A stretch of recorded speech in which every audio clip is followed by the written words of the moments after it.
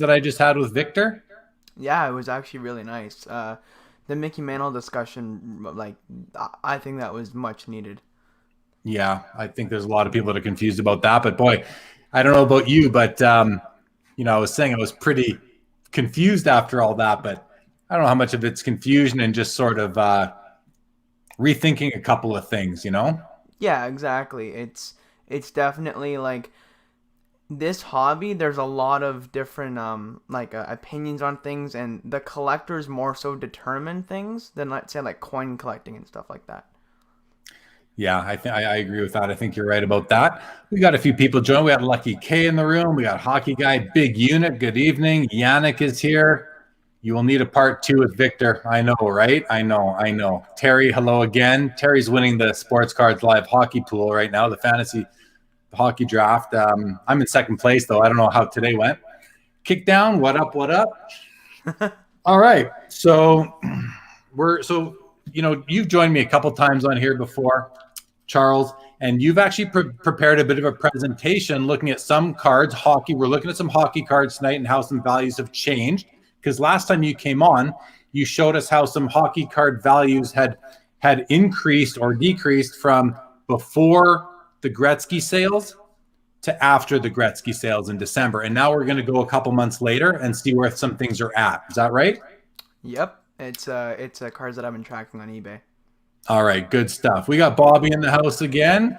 Of course, Charles. Bobby, I don't know if he stays up later than you, especially on Carlos's night, but Yeah.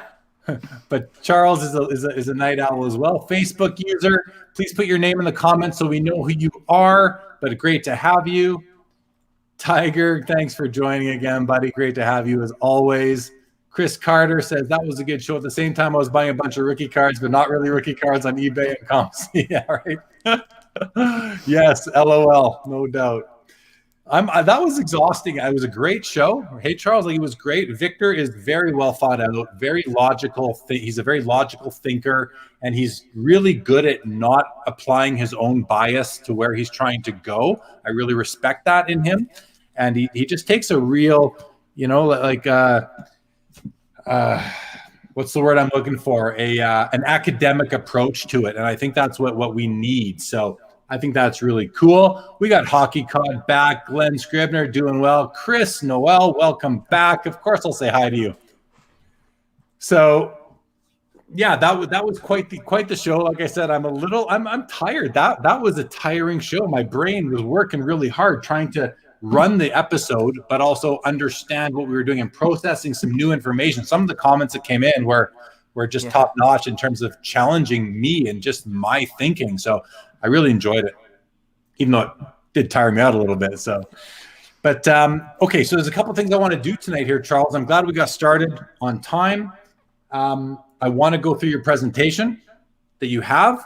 I want to, this is totally off topic to everybody, but I showed the pack of O-Pee-Chee baseball, the 83 that I opened up, that I bought from Mike at Eastridge just a couple days ago. I bought a couple more things there that I wanted to show, and I may or may not open, but I bought some packs just because they were cool. And I know it's Michael Jackson, but it's Michael Jackson. Yeah, Bobby, there's a bit of an echo because of Charles's mic, but we got it to be as low as we could before we came on. So hopefully you guys can just sort of deal with it. But I don't think it's that bad, but there is an echo and we are aware of it. So apologies for that. It's not you, Bobby. Bobby has his own set of technical difficulties when it comes to live streaming. He doesn't need ours layered on top of his own now. Yeah. Anyway, I bought this pack of Michael Jackson O-Pee-Chee because it's just a cool pack of cards. Anyway, I bought that. I may open it. And I bought these things off of Mike too. I don't know what they are, except for what it says, but they're called rock cards. I don't know if anyone out there has ever seen these things before. But the wrapper itself is a hologram. The whole wrapper is hologrammed. It's kind of neat. I don't know if you guys can see that. Even the back has holograms on it. Like it's a neat pack. So I didn't open this, but I do have an open pack. I want to show you what these are. Totally off topic, Charles, but like there's a Vince Neil card. I'm into these music cards right now. I like music, right? So I'm interested in music cards. Vince Neil, like a David Lee Roth. Like that's vintage David Lee Roth, right? Who's that? from Winger, Paul Taylor. Like, we're talking 80s glam rock type of stuff here. Anthrax.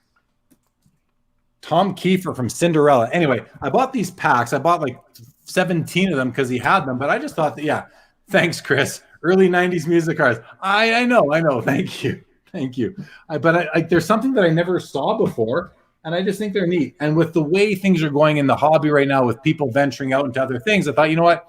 Music's cool. I'm gonna check out these cards. And I haven't. Rip 'em says big unit. I may. Brian Kingsley says great stuff. Cool. Where can you find them? Probably on eBay. I saw them some packs on eBay. Pet rock cards. Rock card. Yeah, they were pretty cool. Don't be paranoid, Bobby. Don't be paranoid. Seb says, Charles, with all the vintage card prices double and triple, does it make you change your want list? Well, mainly the cards I'm after that haven't really been affected by all of this, but yeah, for sure. Because especially as a kid, you have to start being like, okay, this is starting to get a bit excessive. So, yeah, I definitely have had to change what I want, but at the end of the day, I still want the cards, and the ones that are climbed up in price, I still want those. But yeah, overall, it's definitely changed a lot. Yeah, no, that's a good answer for sure. And I think that's probably what most people like. We still want the cards. Some of them have just become too expensive for us now, and that goes for pretty much everybody in the hobby, except for maybe a handful of people where money is no object. But yeah.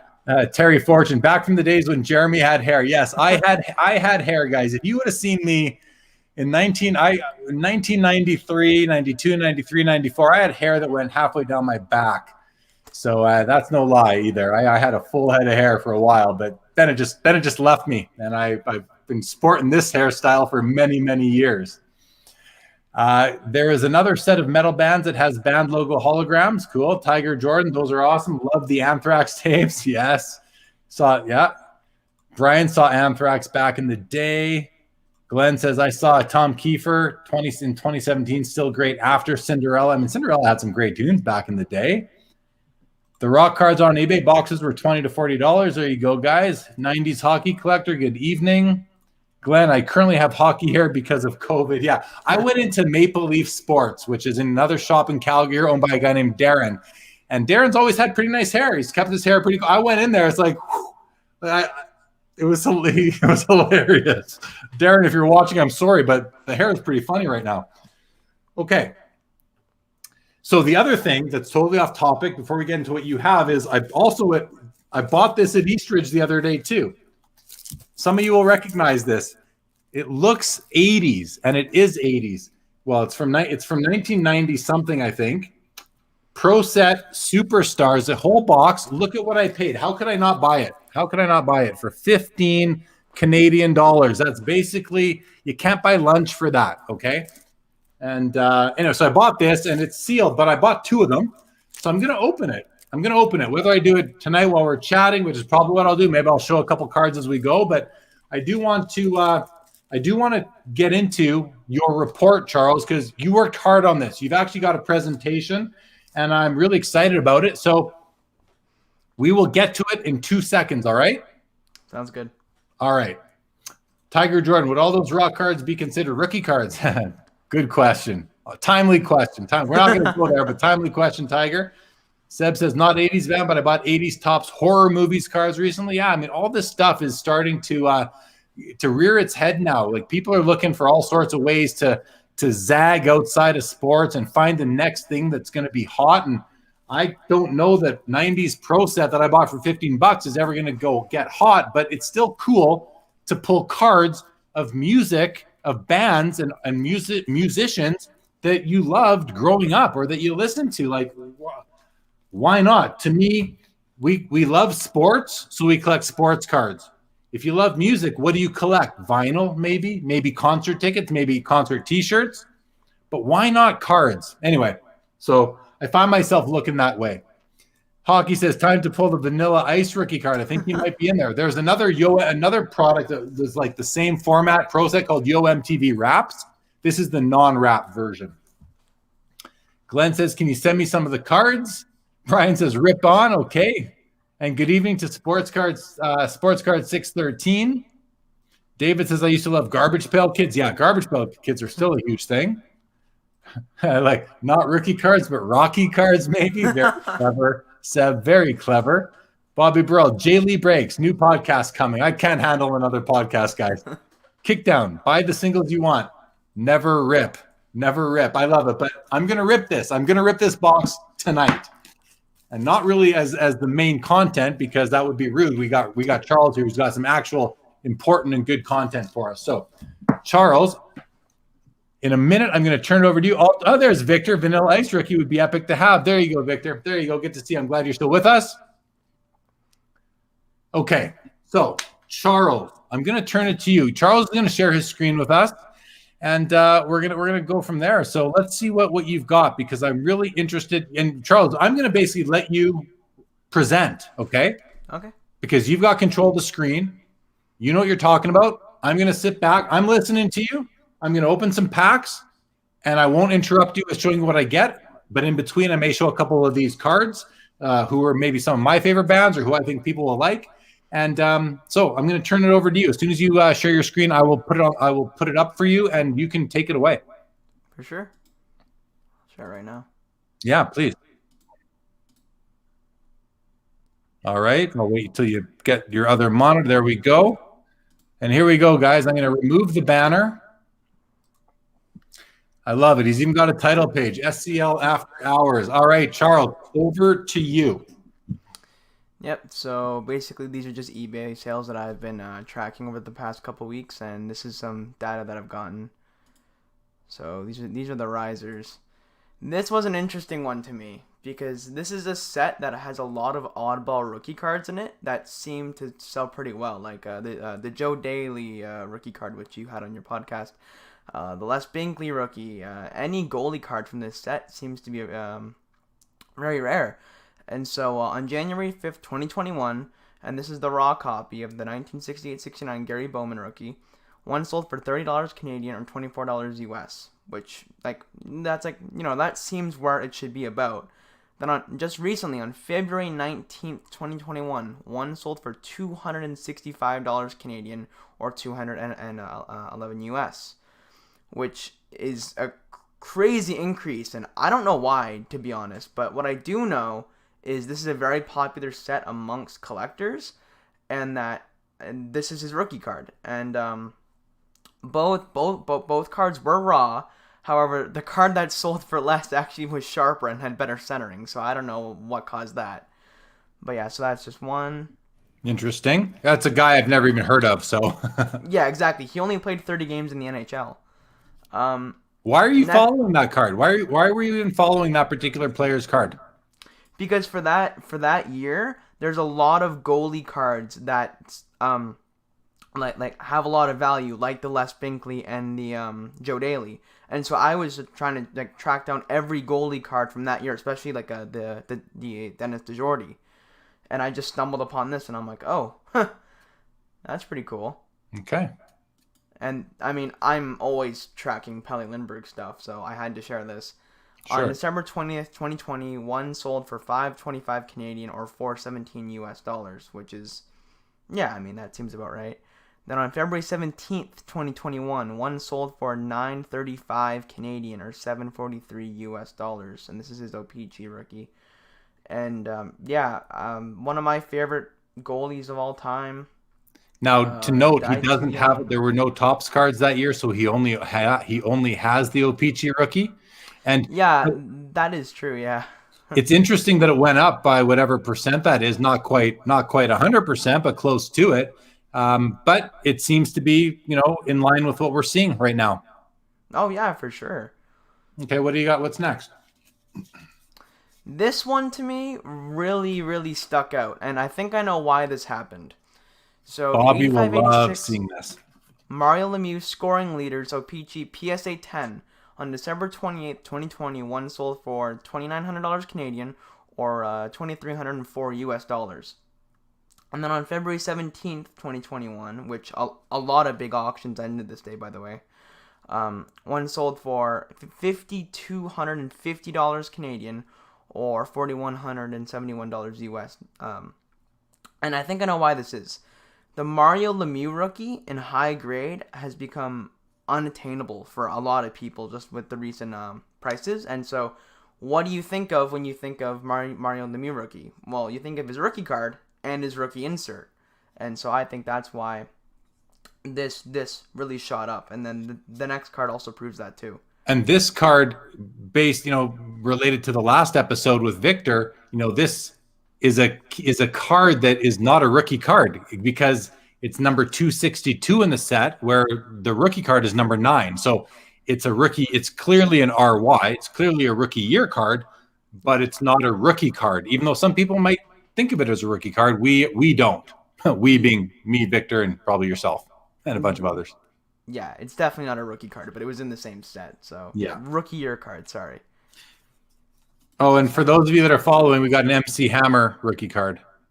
Oh, nice. Okay, keep going. So there was no PSA 10 picture of this that I could find, but so this just proves my theory of the last one. 8081 Ray Bork record breaker rookie year card, OPG PSA 10. January 4th, 2021, one sold for $629 Canadian or $500 US. And then on February 7th, one sold for $1,164 Canadian or $925 US. And so Ray Bork, while not being as good as Mario Lemieux, the same things happened. I mean, I think his OPG rookie PSA 10 hit over 10 grand. And so, again, it's the same situation where it's like, well, what's another rookie year card of Ray Bork? And I assume they just thought of this one.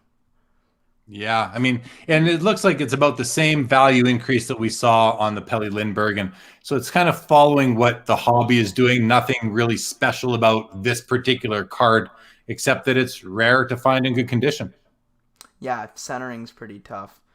But actually, I just want to speak on that for a second because I was noticing that a lot of key cards that went up were actually going down. Like the Jaromir Jagr PSA 9 OPG Premier rookie.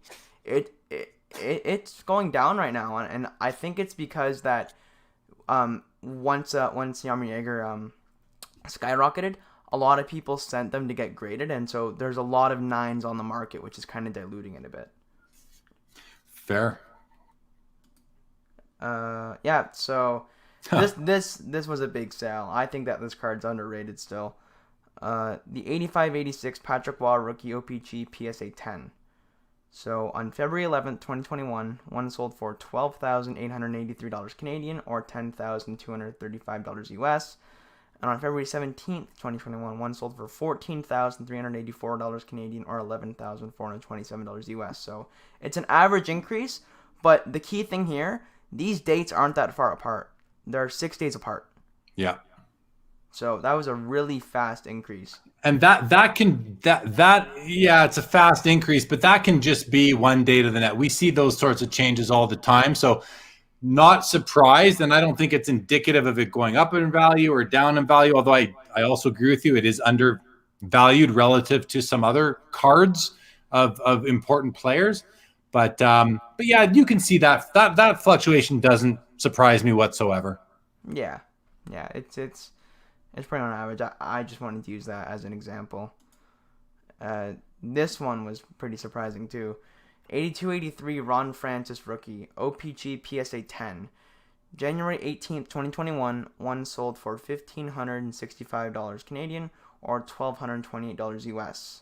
On February 17th, along with many other auctions that we're going to be seeing here, one sold for $2,543 Canadian or $1,996 US. And this card is so hard to find centered, but I just want to put it out there that I made sure both the examples had basically the exact same centering. Okay, that's cool. Yeah, I remember I was watching that auction as well, and that was the day that I did that special episode, the auction ending watch party thing, which I'll be doing again when PWCC has their hockey nights ending. But we watched this one, and yeah, that was a healthy price for that card. It was glad Ron Francis deserves it. I think I was happy to see it. Happy to see him get that kind of money. Oh yeah, for sure. And that card is so hard to find in good condition, especially with the right centering too. Oh, I'm just looking at these rock cards here, and they're like, you ever want a shirts off card, you get a Billy Idol. There's the Doobie Brothers. That's The pretty cool. Doobie Brothers. I mean, classic 70s music here. Anyway, Nice. here's Kiss without makeup, guys. Kiss without makeup. All sorts of stuff in here. Enough is Enough, Annihilator, Linear, bands I've never even heard of sometimes, but I know Chris out there has heard of them. All right, next slide. Oh, Yari Curry. So this one, I'm gonna be honest, this one kind of surprised me. Not a huge fan of Yari Curry, but the 8182 Yari Curry rookie OPG PSA 10, January 23rd, one sold for $3,129 Canadian or $2,456 US. And then on February 17th, like a lot of other auctions, one sold for $4,540 Canadian or $3,563 US. And I mean, he was on same line as Gretzky, so I think that's why people really appreciate this card. Yeah, and it's an important card for sure. That's a healthy increase, but again, we had seen increases in that particular time period, so not surprising. Yeah, but another thing about this card too, which people seem to underestimate, the front of the card's really easy to grade, but these have blue backs, and so whitening shows up really easily on these. Fair. I want to show a Madonna card because Madonna's awesome. Yeah. I mean, I know, guys. We're sticking in rock cards with vintage hockey here, but that's what we do on After Hours. We just chill out and have a good time. How much? Chris wants to know how much for the Billy Idol rookie card. I don't know. I'll have to look it up on eBay, Chris. No idea. But these cards are neat. I don't know why music cards like this don't get much love. Maybe because it's Pro Set. I don't know. It's also fitting because we got Brian Gray, who just bought the Pro Set brand, coming on. I'll save some packs for when he's on next week, because he now owns the Pro Set brand, and we'll be bringing it back. So that's pretty cool. Need the pop on the Madonna. All right, what do we got next, Charles? The Stevie Eiserman OPG rookie PSA 10. So in 1 month it goes from 4,000 Canadian to 6,500 Canadian, which is like a 60% increase. What do you think? Why do you think that happened? I mean, it's a really hard year to find centered, and I mean he's arguably the best rookie of that whole set. And I mean, everyone knows the set has got Chelios, Barrasso, Neely, you name it. There's probably a rookie in that set. That's pretty good. But yeah, I mean, it's just an iconic card. Stevie Y was with the Red Wings forever. He was just legendary. He's back with them again now as their general manager, and it's a card that was underloved for a long time. Like you could have got that card for $900 US forever. And now you can't. Now it's a $5,000 card, which is nice to see. I'm glad to see it there. It's a great card for sure. Oh yeah, it's awesome. I love that card. This one surprised me, if I'm being honest, but also kind of not. 8485 Pat LaFontaine rookie OPG PSA 10. One sold on December 23rd, 2020 for $696 Canadian or $546 US. On February 17th, one sold for $1,371 Canadian or $1,076 US. So basically doubled. Yeah, basically doubled. And Pat LaFontaine, why I think it went up, he played on some different teams, but like New York, Buffalo, but he always had a very loyal fan base wherever he went. Yeah, for sure. Buffalo, the Islanders, wherever it was, he was a great player. Just a career cut short due to injury. Yeah, that's true. That's pretty sad to see, but otherwise a really great card. These rock cards are awesome. I got in the same pack. I'm gonna tangent here for a second, Charles. We got the Who. Okay, we got the Who, the band. The Steve Miller Band, one of my favorite music acts of all time. We got Luther Vandross, not one of my favorites of all time, but definitely a legend. Another MC Hammer card. George Michael. Lionel Richie. And then they've got these historic concerts, this is neat, like a concert poster from a Jefferson Airplane concert. Kind of neat. Sorry, guys, I'm opening packs as we're doing the show. What do you want from me? I like this. Kick down. Madonna is better than Spider-Man. If we can only get Gary V to say Pro Set Madonna is fire. That's hilarious. And Chris straightens me out. The Billy Idol isn't his rookie card. He has 3 cards in the set. Rookie card is number 187. And a PSA 10 is on eBay for $110. Well, okay. That's thank you, Chris, for the stats. I appreciate it. Now, to everyone's happiness, I'm sure. Let's get back to hockey cards, Charles. What's next? For sure. By the way, I think that the cards you're opening are pretty cool. Thank you. If you get a Stevie Ray Vaughan, message me. I might want to get it off you. If I get a Stevie Ray Vaughan, I'm gonna send it to you. No problem. Oh, thank you. So yeah, this is just like an average increase of the Mark Messier. January 26th, one sold for $28,162 or $22,102 US. On the 17th, one sold for $31,925 or $25,000 US. But what I always say about this card, if this had a Topps version, that would just be incredible. I would love that. But that makes this OPG version that much more desirable. This is his only rookie card. Right. This is right. In this year, the Topps just didn't go as high, and I think that's card number 289. Topps didn't go that high. They went to 264, probably something like that. Whereas OPG went to 396 and just had those extra players. So, yeah. And as far as these numbers, I do want to say the one that sold for $28,000 on the 26th, that one was top 30% on PWCC, whereas the one that sold for $31,000 wasn't designated. It was just like a normal PSA 10. And here's a Madonna card where she's puckering, ready for the kiss.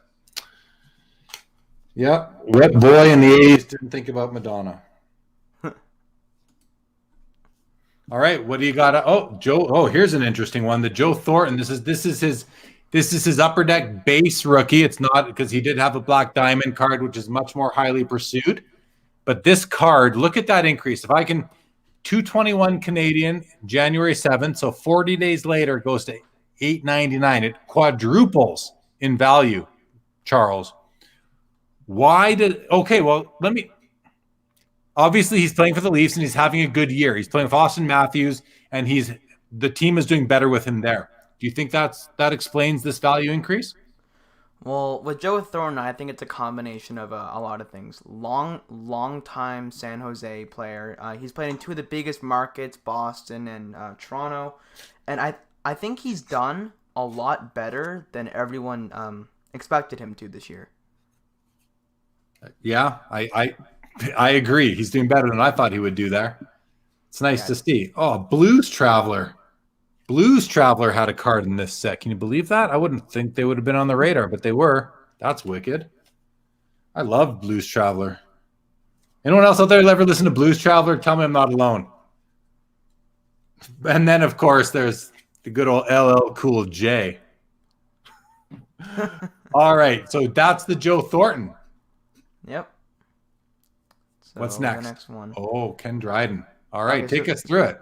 So this isn't this much of an increase, but I do want to say that I still think this is very underrated, especially for 71, 72 and the notoriously bad centering for this set.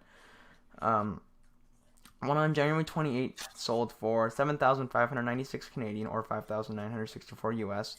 On the 17th, one sold for $8,356 Canadian or 6,560 US dollar. But honestly, I think Ken Dryden's career was very short, but the impact he left on the Canadians was huge, and I think this card has a lot more to grow. And that fluctuation to me is that's just a normal fluctuation, one auction to the next. Just depends who's bidding, what time it ends, whose auction it was, those sorts of things. So the growth over those 20 days to me is not very significant. You know, the next one could have sold for somewhere in between. I'm not sure, but still nice. Still nice to see the cards going up in value, versus definitely down.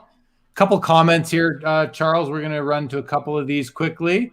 Ryan says, when does 8081 Topps surpass OPG for prices? So that would really only apply to the Ray Bourque rookie, the Wayne Gretzky second-year card, that's really the only cards of importance that Topps even had. So I don't know if they ever do, Ryan. I know on the populations of the Topps are a lot lower on PSA's website, but more people want the O-Pee-Chee. So tough to say. Yeah, assuming it does eventually. I don't know that it does.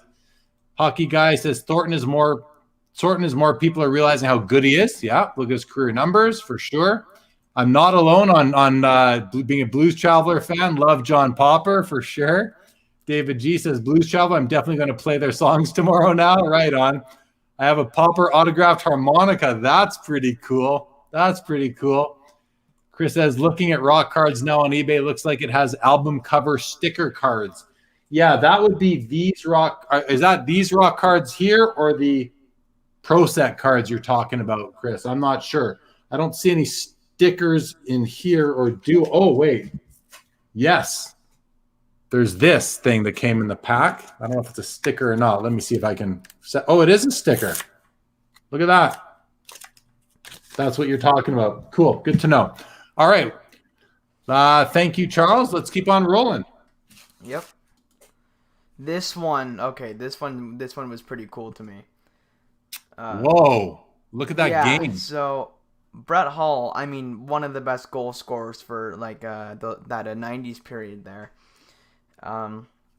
Really wish he had his rookie card with Calgary, but he's very more well known for the Blues. But December 20th, 2020. So this was a while ago, I'll admit, but one sold for $2,215 Canadian or $1,739 US, which is still good. But then on February 17th, 2020, one sold for $5,831 Canadian or $4,500. That would be February 17th, 2021, just to be clear. Oh, sorry. That's okay. It's okay. Just a typo, but just to be clear, because you're reading it out loud, just for people, because this will be out on podcast also, so I just want people to be able to hear that. Okay, so February 17th, 2021. So the card goes in December from 2,200 Canadian to 5,800 Canadian, like 2.5 times a value increase. You know, no reason except that the hobby is doing what the hobby is doing. Would you agree? Oh yeah, for sure. I think right now people are starting to look at more players from this general time span and really think like, wow, we've been underrating this guy for a while. And there's still a couple guys in that category like Mike Bossy who haven't got quite the recognition they deserve, I think. But yeah, definitely Brett Hull, one of the best goal scorers there for a while. Okay, cool. Oh, before we go on, Charles, because here's a comment from Ryan. He says, pretty sure that the Brett Hull rookie is a Flames photo that they airbrushed the Blues jersey over. Yeah, that's true. Definitely sounds reasonable. Does it? Yeah, I can't look at the picture and say that's not true. So could definitely, maybe Bobby knows. Someone out there might know. Well, I can tell because look in the background. You can see a red jersey. Oh, look at that. Yeah, you can. So all right. Then this one, I mean, this just speaks to how the hobby's growing because there's no reason for this card to go up. Yeah, fair. I mean, don't get me wrong. Dave Andreychuk was still significant. You know, like was on Buffalo. He was really good. He was like one of the better leaders, I'd say. But I mean, this just I don't know. And this was an increase in 6 days. So it's February 11th, 2021. One sold for $518 Canadian or $407 US. And on the 17th, literally 6 days later, it sold for $968 Canadian or $780 US. And I wonder how much of that is just the PWCC effect, you know, where they get a lot of eyeballs. A lot of people only buy cards from them, wait for their auctions every month. So I could see that just being the PWCC premium buyer sort of impact. And as I was just about to say, and as Glenn Scribner says, Andreychuk did win the Cup in 2004 with Tampa Bay, for sure. Yeah, that's true. Yeah. But still, it's going up in value. Yeah, the timeline Feb 11th to Feb 17th. I mean, if the first one at December 20th or something like that, I would be like, oh yeah, that's just the hobby. But you know, it can still just be where things are at, right? Yeah, I mean, like it's hard to say. Again, this year's tough on centering, but Yeah, I think a portion of that definitely is the PWCC effect, but this wasn't like a top 30% card or anything, so it was just like a normal one. But yeah, I can see how that definitely affected the price, but it still makes me think. Like I think this card still went up. Oh, it and here's another LL Cool J card, but this one is nicer. You got a real nice shot of him here for all you LL Cool J fans out there. So it's and the only reason why I care about LL Cool J, not the only reason, I did like his music, but I have a friend a girlfriend from that I grew up with, and we used to. This is just such a random comment I'm going to make here, but her name is Leanne, so I used to call her last name what started with Noz, so I'd call her LL Cool Nas, and she used to call me LL Cool Jer. So that's why whenever I see LL Cool J, it reminds you of this one friend of mine from that I grew, still my friend who I grew up with. And anyway, that's that randomness. If anyone out there knows where I come from, you might get a laugh out of that. Okay, sorry, Charles. Next up. Yep, no problem. Yeah, so I mean, well, again, this is one of those cases where this wasn't a very long time span between when these sold. So the Brian Trottier rookie OPG PSA 9, there wasn't enough comps to go off the PSA 10 that I know sold. But on February 17th, 2021, it sold for $1,994 Canadian or $1,565 US. On the 26th of February, one sold for $2,409 Canadian or $1,891 US. So that's a 25% increase, just about Yeah, in over like a couple days. 9 days. Yeah. And again, it could be a typical fluctuation. I don't know if it's a PWCC sale or not on Feb 26th, but okay, makes sense. And it's nice to see, again, another player who is underappreciated, I would say, by the hobby, considering what his accomplishments are in the sport. So makes Yeah, good for sure. sense. And this is the key rookie card in that set. So I still think this is very underappreciated, especially Bossy. I think the whole like 70s, 80s Islanders, that like whole team is very under valued. Yeah, you've got Bossy, Trottier, you got the Billy Smith card from 73, you've got the Potvin. Clark Gillies from 75, right? Oh yeah. There's some Nystrom, there's some other players there too, for sure. Going to look at a couple comments here for a second, Charles. Adam Crawford says Hull had an 86 goal season in 1991. Pretty crazy. Gretzky and Lemieux, 80 plus goal seasons were in the 80s. Yeah, Brett Hull was he was the ultimate goal scorer in the 90s. That's for sure. Yeah, that's right. Trottier, there you go for name. Could some of these be pumps by investors? No, I don't think so. I think the whole hobby. If you're watching the hobby, Unlucky Breaker, you should be noticing that cards are going up across the board. And is it investors? I mean, sure. If you're buying a card for $2,000, it's an investment. Even if you don't think it is, unless $2,000 to you is like $10 to me, and you eat it for lunch. But I don't think it's pumps by investors. I think the whole hobby is being impacted by all the new people coming in, investors, collectors, equity funds, whether it's private equity or whether it's the fractional interest companies that are coming in. All sorts of reasons, all sorts of different factors are blowing up the values of cards right now. So pumps by investors, that's not the way I would articulate it, but I hear what you're saying. All Hall of Famers for sure. Chris says most of these are super high-ranking career NHL points players. That is true. Or goal scorers. Slab cards is where it's at. Very protected and limited. Yep. Brian says all basketball Hall of Famers have gone up, up, up. Hockey should follow. Yes, agree. And then Unlucky says I have seen some of that sell a lot, but when you do some research and they show that they have been relisted after they sold, yeah, I mean, we're not going to – I agree. That happens all the time. It's just the way of eBay. It's just the way of eBay. Trottier has some crazy stats if you go look at them, no doubt. Okay, next up, Charles. And Charles, as we go forward with the rest of your slides, don't worry about reading the both currencies. Just stick to Canadian for now. We'll just in the interest of time, and we'll talk about the differences. Okay. I think this might be the last slide, but Okay, I'll no check. problem. No problem. Yeah, this is the last slide. Okay. Okay. Sorry about that. Well, No talk about your problem. data sources, please. Yeah, so I mean, well, I used eBay loosely. I scoured through that to find these uh, comps, but then you always double check on 130 point to make sure that the cards actually did sell. So you are. So that's great. I'm glad you're doing that. Okay, and good on you for bringing up your data sources and just being transparent with that. Okay, thank you, Charles. Chris Carter says, Jay Lee, you mentioned cards have been going up across the board, but as I mentioned to you in an Instagram message, the modern middle level cards are going down in the last few months. Sure, Chris. It's important that people understand when I make the comment that cards are going up across the board. I'm not talking about every single card ever made, and so that's on me for not being clear. I'm talking about important cards. Important cards. I'm talking about rookie cards of important players that are maybe part of PSA set registries. I'm not talking about your artifacts jersey cards out of 125 that I don't care about, and they're just like, who cares? You know what I mean? They're not, unless it's a Connor McDavid. Yeah, I can understand that they're not going up in value, but that just is what it is. So I'll continue to say what I say because it's just who I am and how I say it.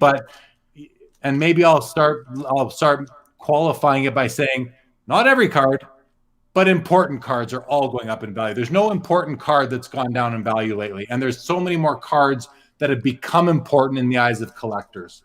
Yeah. Can I just add on to your comment there? So what I would say to Chris is that yeah, there are a lot of middle level cards going down in like the past couple months, but there's also a lot going up, especially like with like PMGs, like 90s inserts. There's a lot of mid level cards that aren't going up, and I think that's just because the hobby's been not blind to them, but they haven't really given them the respect that they deserve. Paula Abdul, ladies and gentlemen. Paula Abdul. Yeah, right. I mean, important cards are going up, and because if you're talking about your mid-level, like you're not your high end, not your low end, but your mid end. So I'm going to use artifacts because I think that's what Chris Carter mentioned in his private message to me several days back. But those cards are not on the radar, right? I actually don't know anyone who really collects them that much. I'm sure player collectors for sure, but those, yeah, I'm just going to leave it at that. I've got nothing more to say on that. Okay, so a couple more comments here that we have. And Chris explains, I'm both a collector and a dealer, and my $5 to $450 cards that have sold for years on eBay have tanked. You just have the wrong cards then, Chris, I would say. Yeah.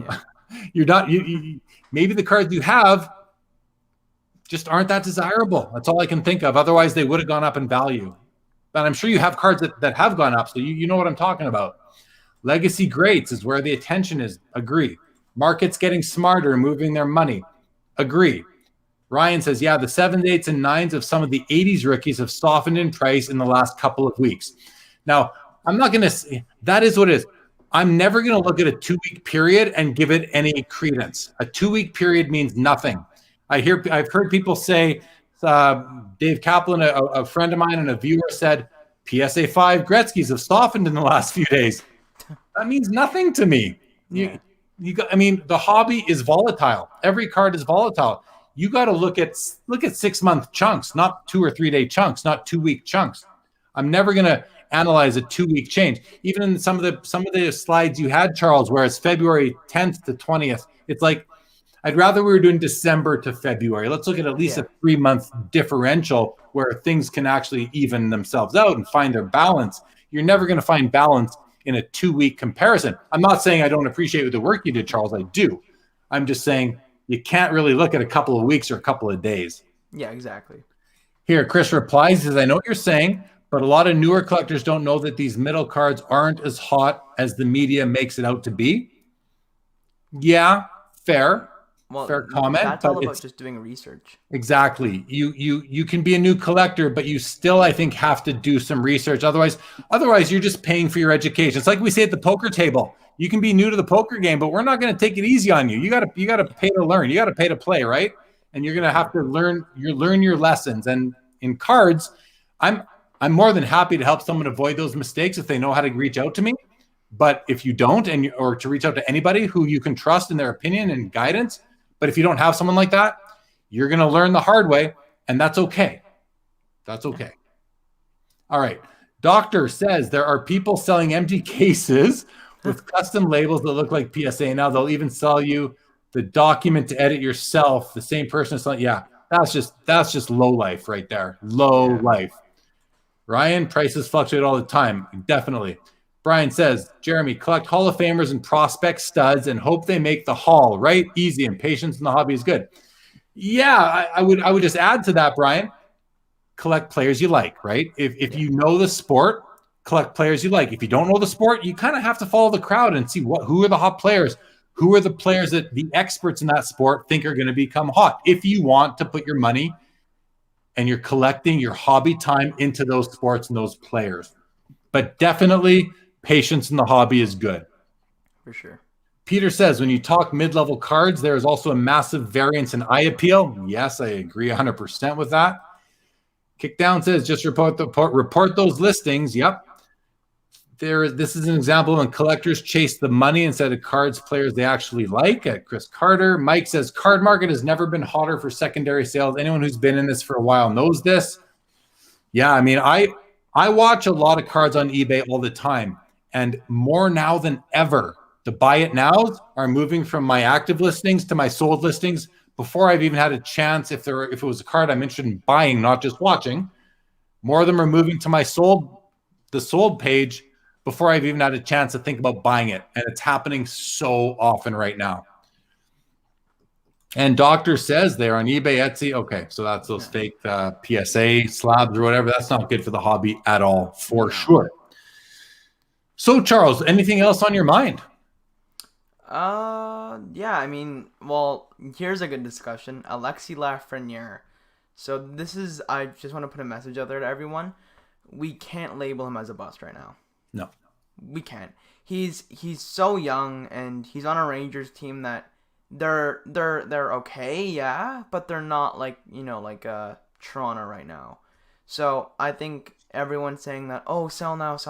Just give him time. Just give him time. I think that's a great point. I'm glad you made it and I'm glad you just kind of came up with that, because we weren't even talking about, but great point. A lot of people are worried about Alexis Lafreniere because of he's got 2 goals and an assist now, maybe a couple of goals, couple of assists. But hockey players can take time to develop. Not everyone comes out of the gates guns a-blazing like Connor McDavid did, and even Austin Matthews, right? Some players take a little bit longer. Joe Thornton did not blossom until like 6-7 years into his career, until he finally reached his potential, and then he stayed there forever, So someone said a few comments ago, patience is good in this hobby. Patience with hockey prospects can be important. Now, not to say he's guaranteed to become the next Crosby or McDavid, but it's too early to tell how good he will end up being. Brian says it right here. It's too early to judge Lafreniere. I agree. I think, as Charles so aptly mentioned, you can't judge him quite yet. You can be disappointed with his performance if you were paying 400 Canadian for young guns out of the gate. Sure, you can be disappointed, but that's also on you for taking that risk at that time, because you didn't know anything about the guy, right? So, and I said all the way along, I said, I'm not buying anything. I'm going to wait to see how this guy turns out. I said, I guarantee you, I'll buy it cheaper a year from now than I will today. Now, I might be wrong on that, because a year from now is, from when I said that in December, is still far away. And maybe by then, next season has started, and he comes out guns a-blazing. He scores 4 goals in his first game like Austin Matthews did. Yeah. You never know. But I doubt that'll happen. But that's the way the hobby is. Hype on the rookies early on.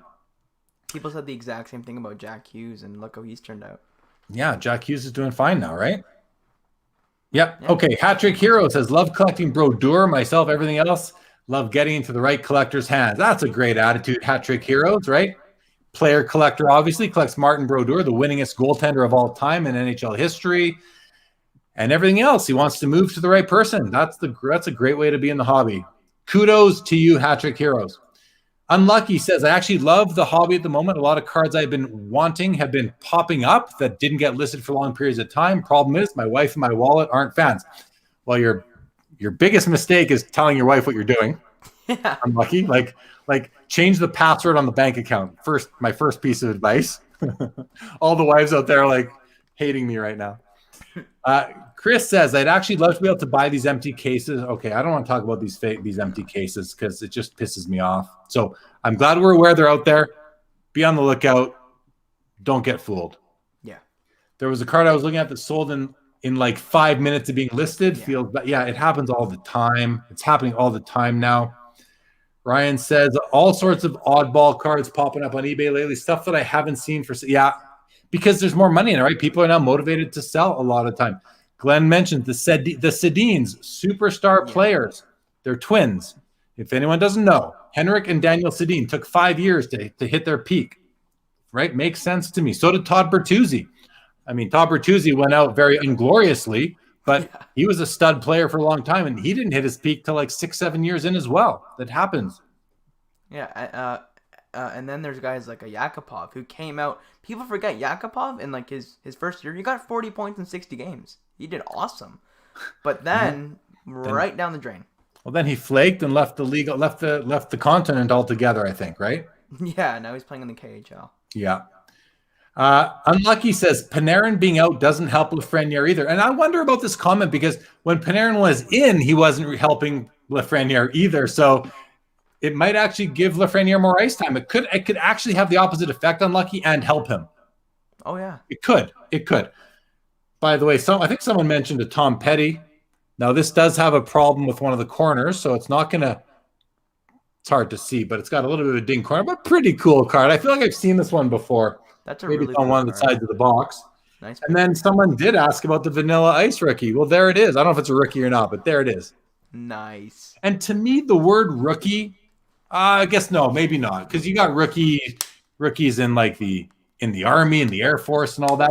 I was gonna say, to me, a rookie implies an athlete, not a musician. But I don't know. Does anyone have any thoughts on that? Can a rookie card truly apply to a non-sport card? Like, is there such a thing as a rookie Spider-Man card or the rookie Batman card, or do we just use it because it's cards, which is fine?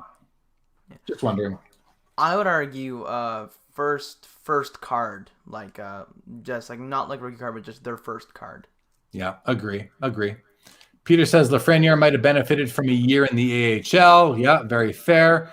Brian says, any thought on the best players for 2021 Young Guns, both of you? Not me, really, Brian. I'm just not I don't buy Young Guns until the player's proven themselves. For the most part, I wait till they prove themselves because too many players just don't pan out. So, but how about you, Charles? You're more of a vintage guy, but do you have any comment there? Not really. I'm not really following the new 2021 Young Guns, but I'd argue I believe his name is Vitek Vanek. He's a Capitals goalie. Right now he's their backup. I think that his Young Guns is going for too little considering he was Rookie of the Month, but besides that, not really. As Brian, as you'll know, and anyone else who's new, I mean, on this channel, myself, I'm pretty much never gonna make recommendations on players to buy based on their future performance because I'm not an NHL scout and it's just not where I thrive and enjoy the hobby. I don't enjoy the hobby prospecting on Young Guns. It's just not my angle. So I can't really answer the question, but I'm sure there are lots of others out there that can. So I'm just going to leave it. Ben Skoglund says Minnesota Wild on fire. Kiprasov. Is it Kiprasov or Kaprasov on fire? What is his rookie card? I think there's a Young Gun as far as I know. Yep, there is. Doctor says I had the benefit of pretty much seeing most of Brodeur's career in person. That's like that. You are one fortunate person to be able to.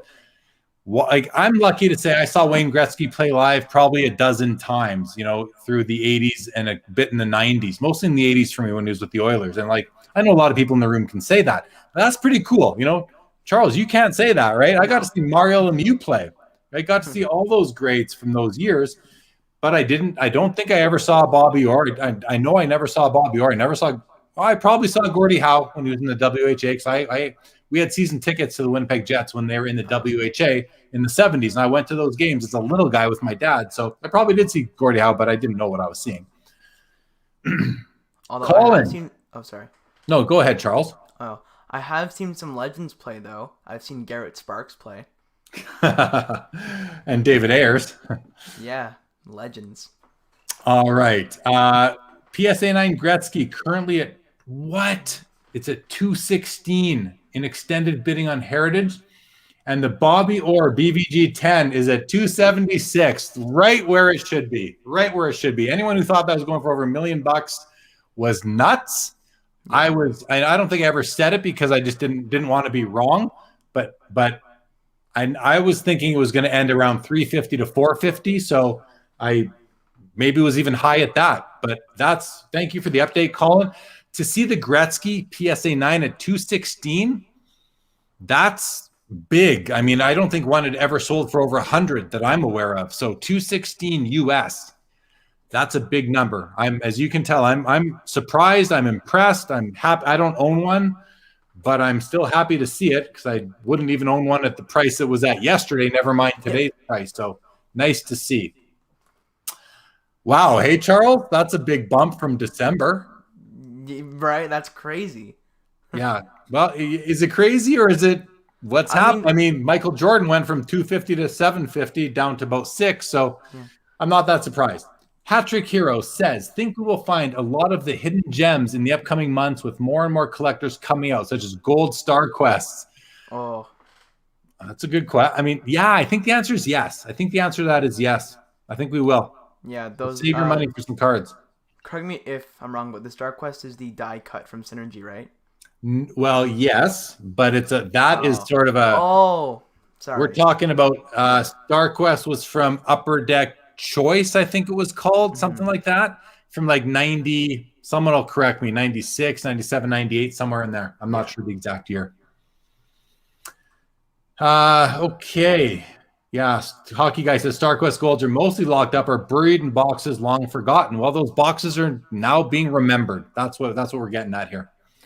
Kickdown says in basketball, since the attention has moved largely to vintage, MJ, Kobe, LeBron, there has been less attention on modern. Has Charles noticed the same trend in hockey with the recent spike in vintage? Great question, Kickdown. Thank you. Charles. Actually, yes. I know that because I have a bunch of modern cards right now. And what I'm finding is people care a lot more about medium, like mid-range vintage cards than they do about mid-range modern cards. So let's say like a Brian Trottier is much more cared about than like a Barrett Hayton Young Guns, you know, which is very fair. I think.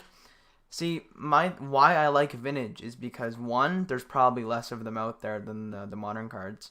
Two, these guys are established. They're Hall of Famers. It's like if a raw Trottier rookie is $30, then I don't see how like a Lafreniere can be 500 or 400, but. That might just be me, but that's why I like vintage cards. So I'm definitely seeing that. Okay, cool. Thank you. I'm going to show a couple of rock cards again, guys, just for fun. I got the Scorpions. They were big in my day. Another Madonna card, just because there's like 5 of them, but that's, I don't know, kind of a neat card, big headshot. And then, I don't know, this card, I just look at the pose and the outfit on Lita Ford, you guys. Look at that card. Like that is 80s rock right there. Man, that what an image that is. And then I want to show you all know Jennifer Lawrence, the actress Jennifer Lawrence. Does that not look like Jennifer Lawrence? She's in the Hunger Games movies and all that. Charles, do you know who she is? Well, look at that. That looks just like her, but it's actually Debbie Gibson. Oh. Yeah. I saw, Jennifer Lawrence? No way. Like, it looks exactly like her. Jennifer Lawrence. Like, I don't know if that can get any clearer, but anyway. Okay.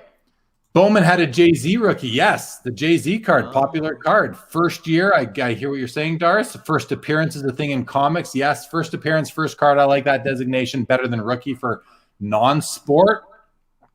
For sure. Yeah, those Canuck players you mentioned never won a Stanley Cup. Horrible hockey state. I think he's talking about the Sedins and Bertuzzi. Yeah, the Canucks have never won a cup. Yeah. Like the Lafreniere AHL card, is it really a rookie card? No. No. First cards like SI for kids cards. Lots of cool. Yeah, I'm way behind on comments, guys. Apologies. Let's see what else we got here. Can we discuss how the Mighty Ducks are pretty much the bad guys in the new movie? That's hilarious. That's hilarious. Mike at Eastridge. Mike, I don't know if you're watching, but I'm cracking this box right now. I'm going through it. It's fun. Look at the 90s Marvel Stan Lee card. Crazy prices as it is his rookie card. Yeah, I saw a Stan Lee card from 90s sell like for thousands of dollars. Like, what? Wow. What? Non-sport rookie cards would be their birth certificate. Yeah, that's pretty... I get it. I guess that's pretty funny. Would a rookie card of a band be a rookie card? And then the lead singer alone also have a rookie card. Example, David Lee Roth. Yeah, good question. I mean, I'm liking the solo card and the band cards when I'm seeing them in these packs. I'll show you some more of those. Well, here, I don't even know who these guys were, but they're called Forbidden. I mean, kind of neat. It's a pretty dark card. Not the nicest card ever made, that's for sure, but still pretty neat. But here, I showed it. The Scorpions. That's a cool card. I mean, at least they're posing nicely and smiling. That's a pretty neat card. Doctor says, let me correct that statement. I've only seen his home game. Yeah, I got that for sure, Doctor, for sure. Why would an unlabeled... Okay, we're not talking about empty cases. BVG 10 still only got 1 day left. Let's hope it goes for over 500K. Would love to see it crack that threshold. Yeah, I hear you on the Bobby Orr, but it's sheet cut. It's not pack pulled. To me, it's a bit of an imposter. I don't consider it to be like other Bobby Orr rookie cards. It was cut from the sheet by someone other than somebody at Topps decades later, most likely decades later. To me, it's just not the same thing to me. And I'm entitled to that opinion, right? That's how I approach the hobby.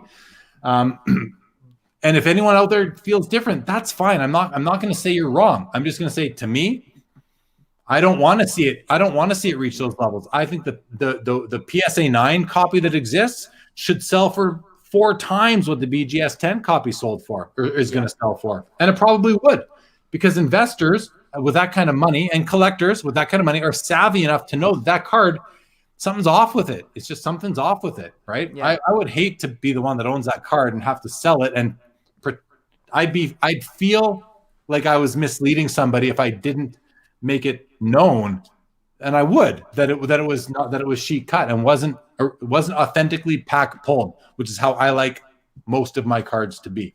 Yeah. Can I just speak on that for a second? Please. So yeah, I have the exact same feeling as you, and I'm not gonna name who, but when it first went up for sale, there was a social media post, and it's like, you can own like the rarest Bob Orr card ever. And I'm sitting in like my on my couch, and I'm thinking, like, is this even a card at this point? Like, you got a piece of paper and you just cut it. It doesn't then make it a card.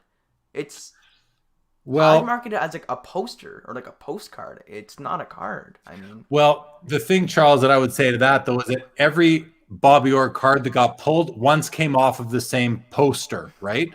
So they all come from the same place. They're all born in the same place, but they're not raised the same. You know, they're not presented to the public in the same fashion.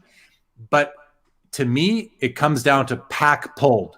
That's what I want my card to have entered the hobby the same in its natural method, which is being pulled from a pack, not being preserved in a uncut sheet and then cut by somebody else. I want to know that my cards were cut at the factory, not in some guy's basement or in some guy's office or in some guy's print shop. It's tainted to me. That card is tainted. And, I hope the guy gets as much money as he can for it. It'd be great for him. But at the same time, I hope it doesn't crack 500,000 because it doesn't deserve it, in my opinion, my personal opinion, not on behalf of the hobby. I don't speak for the hobby. I speak for myself. Peter Chow, the Star Quests were from Collector's Choice. Thank you. Hattrick, rumors have it more than half the set was burned in a fire, makes it more rare. The Star Quest, yeah, that sure does. The Star Quest Golds are the ones most people talk about. Yeah, the Star Quest Golds are out of 100. There's also green, reds, and blues that are not numbered that fall. I don't know if there's any different sort of ratio, but they're all the same availability. Billy in the house says, time to sell my Shanahan Star Quest Gold. I saw you say that a couple months ago, I think, when someone bought a Patrick Waugh or something like that. Billy, but yeah, you'd probably get more. But why would you sell it? I would think it's got to be one of the centerpieces of your collection just based on the rarity and the importance of StarQuest Gold. So, but if you want to sell it, I'm sure you'll find a buyer, no problem. Chris says to Charles Hype, that's why it's $500. I don't remember what card that is, but he loves the Scorpions. They're amazing live. Lita Ford, no doubt. Gregor's welcome to the show. Oh boy, I'm way behind here. Got any Kiss Gene Simmons? No, but look what just came out of this latest pack.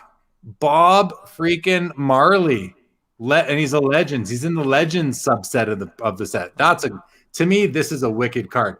Probably not a rookie. Probably had some cards in the 60s and 70s, but still a wicked card. Also got Led Zeppelin Legends. And this would be an action shot in concert. That's pretty cool. I don't know how to say these guys. Savatage maybe. There's a Cher card. Cher's a legend. Law and Order. Oh, Janet Jackson wearing a suit. Another Vanilla Ice. Look at this guy. Okay, I don't know what to make of this, you guys. Oh, wait, here's a cool one.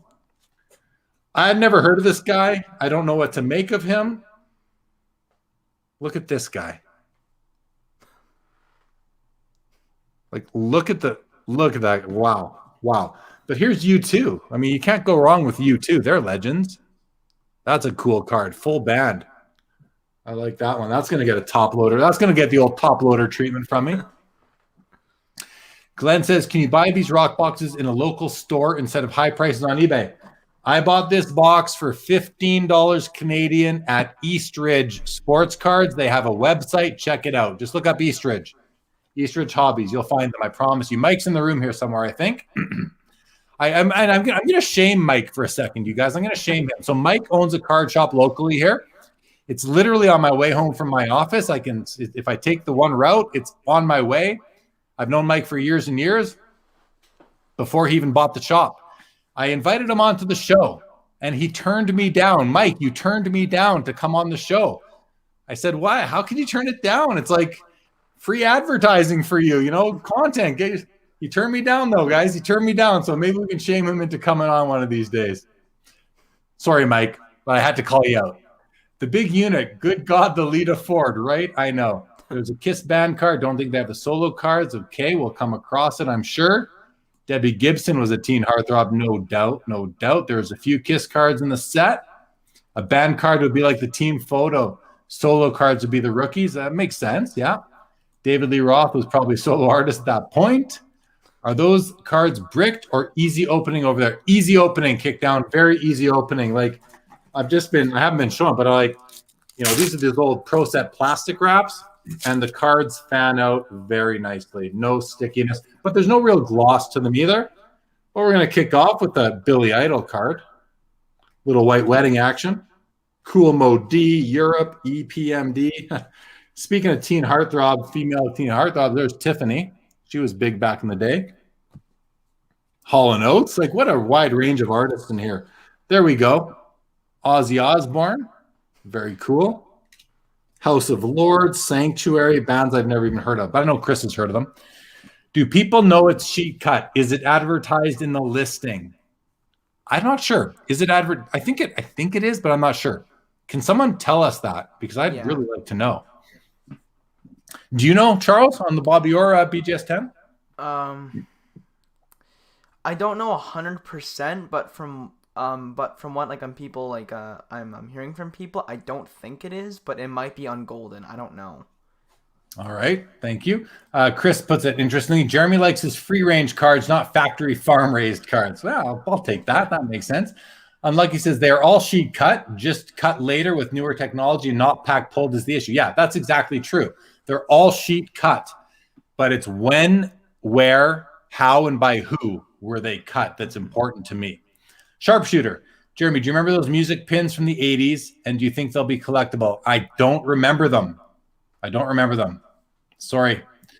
Brian's with me on the factory cut. Dave Kaplan, welcome. Mentioned you just a few minutes ago. I forgot what it was about. Oh, about the message that Dave sent me about the PSA 5 Gretzky's going down in value over a few days or whatever. And I mentioned let's talk about a few months or more, not a few days. But anyway, welcome to the show, Dave. Always great to see you.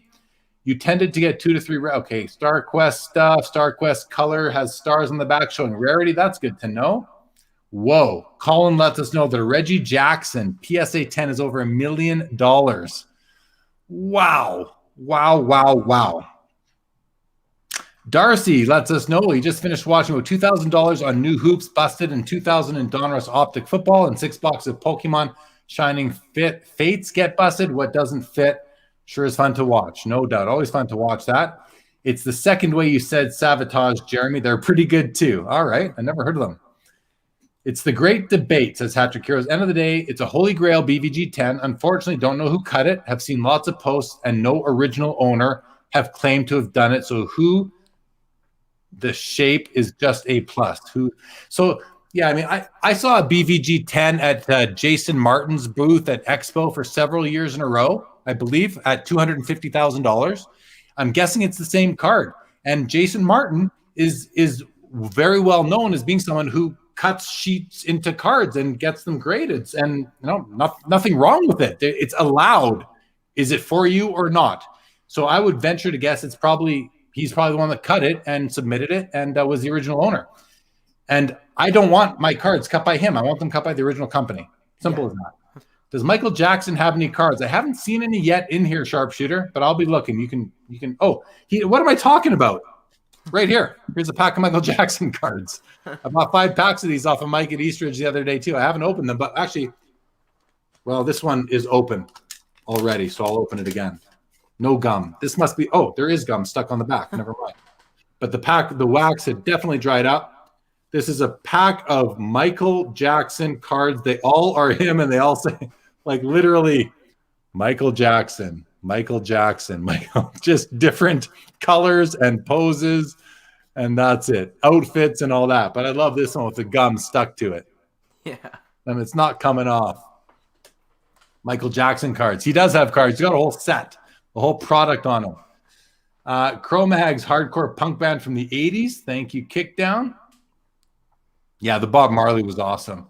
Chris Carter wants to know, Charles, in your opinion and experience, do vintage collectors like yourself collect and enjoy buybacks, or is it mainly a gimmick for current collectors, or both? So by buybacks, I assume he means like what In the Game was doing a couple years ago, and like the vintage buybacks, stuff like maybe that, or Upper Deck and their O-Pee-Chee products. Upper Deck was buying cards from the 80s and 70s and putting them in packs as well. He could be meaning that too. Yeah, well, personally, I do like it just because of the fact that, let's say, there's like a little kid opening some O-Pee-Chee packs, and then he stumbles upon a Tom Barrasso rookie, which is like a lot older than the other cards, and then he might be intrigued. You might be like, oh, who's Tom Barrasso? And then he looks up, and yeah, it expands a new like dimension for them, like, if you will. So I personally like it in that sense, for sure. I think for vintage collectors, they're just there. They already have the card, or they'll take it in a buyback form, but only if it's in its natural form, like no stamp, no autograph, right? Just in its original form. Otherwise, just stick with the old one would be my guess. Yeah. Peter Chow, I would bet no on the listing saying sheet cut. Yeah, that's okay, Peter, but let's find out, because that's just speculation. I'd rather have some actual facts on that particular topic, because it does impact who's it with? Is it with Heritage? I'm not. Is it with Heritage or Heritage or Golden? It's not Golden, I don't think. It must be Heritage. And if Heritage didn't list it, that doesn't look so good on them. So Patrick says, "Boo, Mike, get on there." Yep, get on the show, Mike. Get on the show. Doors open for you, Mike. Dave says PSA 4s are down too.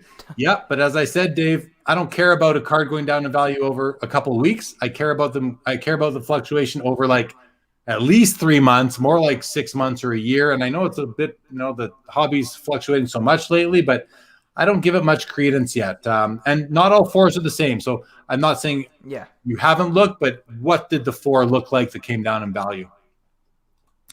Never proven to be sheet cut. I don't believe it is mentioned.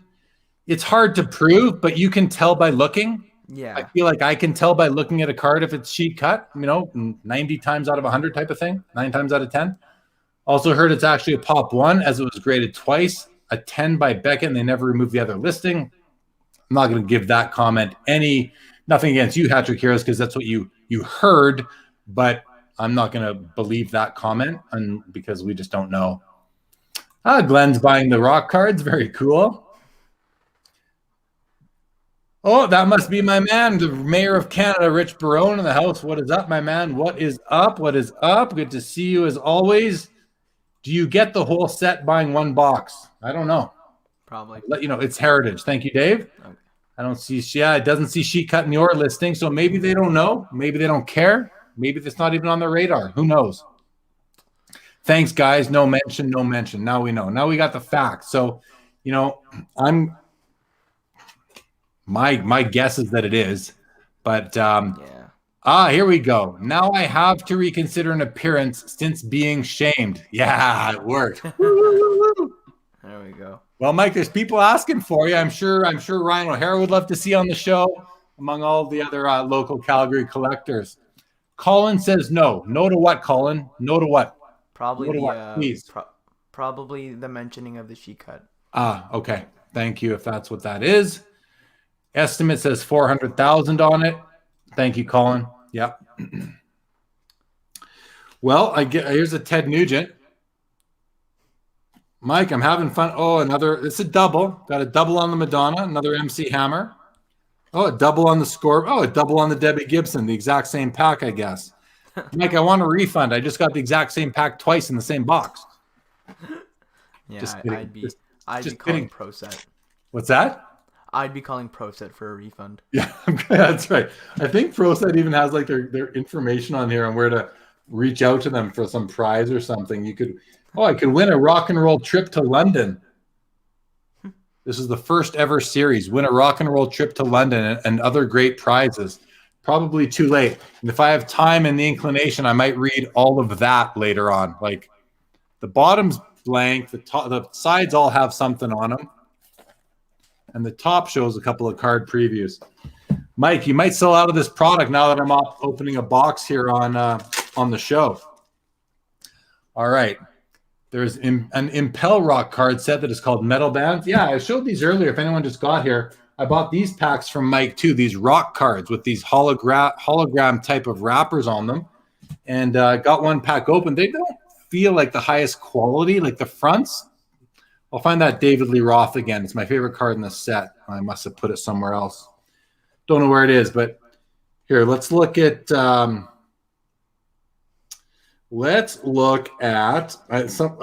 Neil. There's one I know. Motley Crue. Vince Neil. So the front it looks kind of like it's kind of cheaply made, but the back doesn't actually look too bad. It's got a hologram on it, made by Brokem, manufactured by Brokem.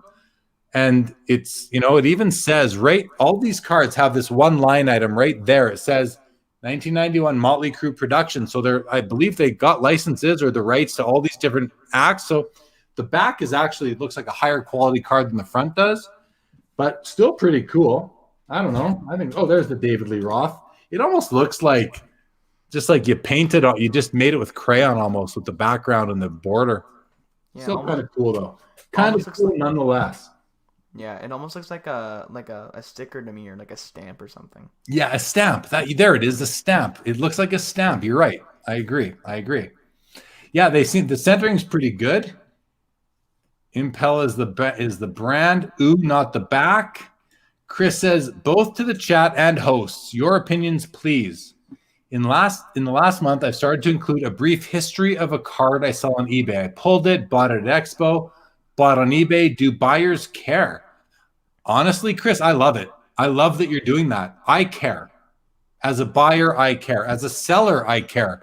Certain cards, it's like if I'm selling you a card, I want you to know where it came from. To me, the provenance of the card matters. So that you are doing that, I give you humongous kudos. I love that you're doing it. I think it's awesome. And I want others to follow. I love it. I love it. So yeah, I care. As a buyer, I care. A lot of people won't care. They just want the card. They don't care where it came from. As long as it's legit, they don't care. I care. As a collector, I care. Charles, what about you?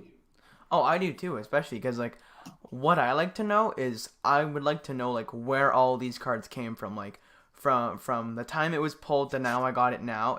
If I had that timeline, that'd be awesome. But that's really unrealistic. But the fact that you're doing that, Chris, definitely that's a good thing. I care about that. Yeah, and Hockey Guy makes a comment. He says depends on the card, which is true too, right? If I'm filling in cards for a set I'm collecting of a player I don't care about, but I need it for the set, which I'm trying not to do that often anymore. I don't really care where it came from. But if it's a card that is, that is like a card that I'm going to take a time and put it in my organization system and scan it and all that, then I probably care. I think it's really cool. For example, I've bought a few really cool items from Bobby Burrell, who may or may not still be watching, but has been on this show. He's on with Carlos regularly. He's hobby historian, author, all that. When I buy an item from Bobby, it's extra valuable to me because it came from Bobby. That's important to me. So it also depends who's owned the card in the past.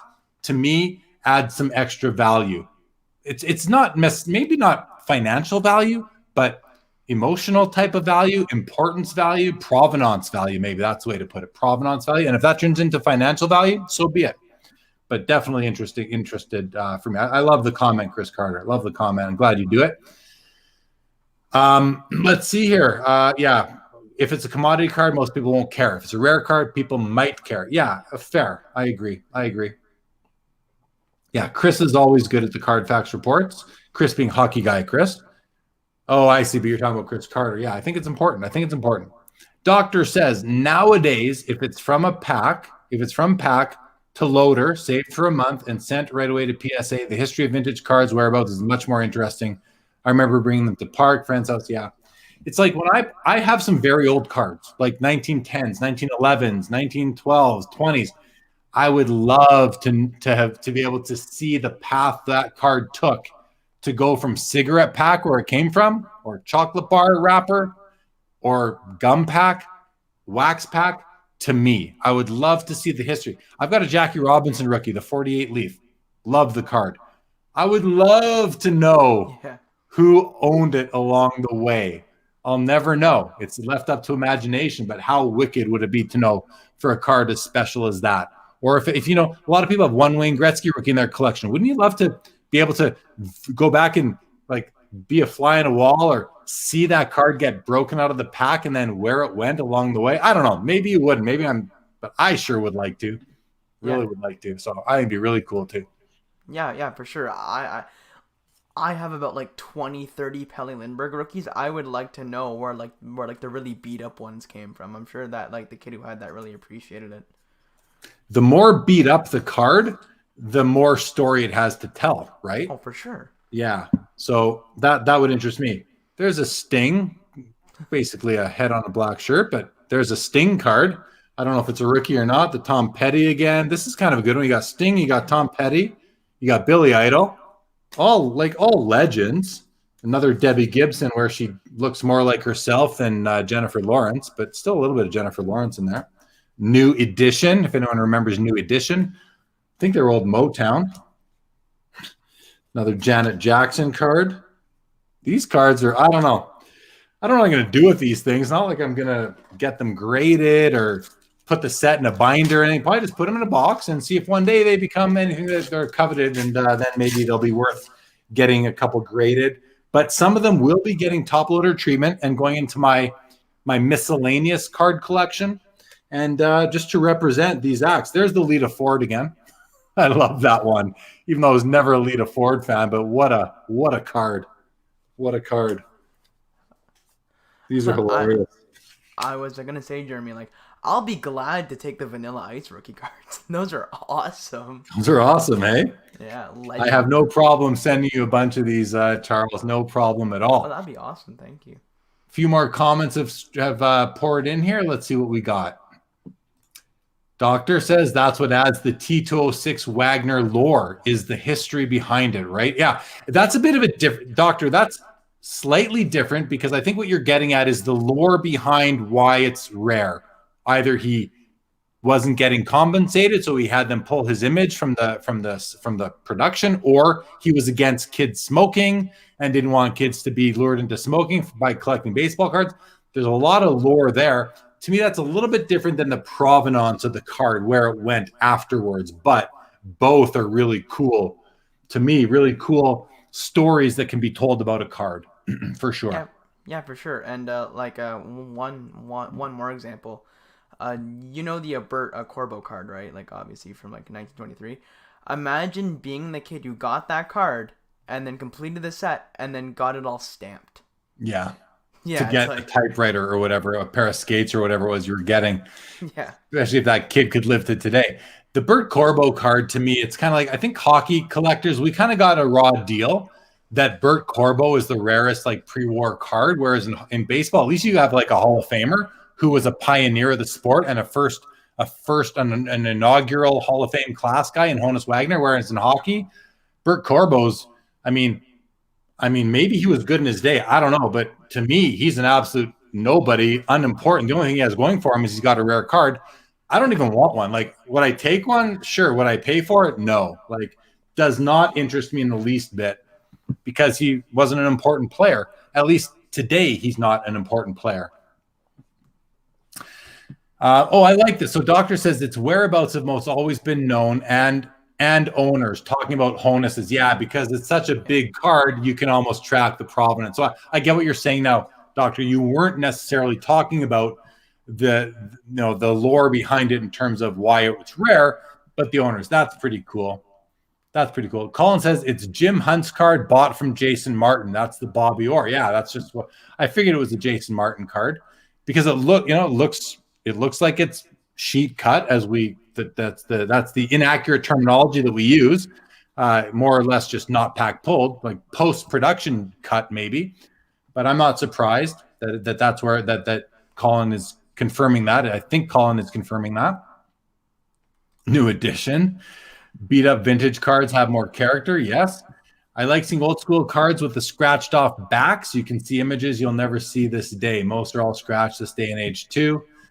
I think you're talking about like scratched off back. I'm not sure what you mean by scratched off backs, unless it's cards that had where you were supposed to scratch something to see the hidden image, maybe. The famous people have owned the card. Yeah, I'm with. Sorry, Doctor. I got you now. Anyone make any purchase from classic auctions lots this week? I did not. Charles, you make any purchase from? No. Nope. We'll see if anyone else did.